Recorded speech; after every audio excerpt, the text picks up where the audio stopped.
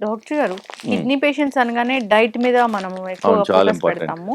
So, ఈ డైట్‌లో మీ దగ్గర డైట్‌లో ఏముంటుందసలు? మెయిన్‌గా మేడం కిడ్నీ పేషెంట్స్ మేము రిసర్చ్ చేసాము. ఫస్ట్ ఒక 1 ½ మంత్, 2 మంత్స్ వరకు హ్మ్. రైస్ ఇవ్వము, గోధుమలు ఇవ్వము. హ్మ్. హ్మ్.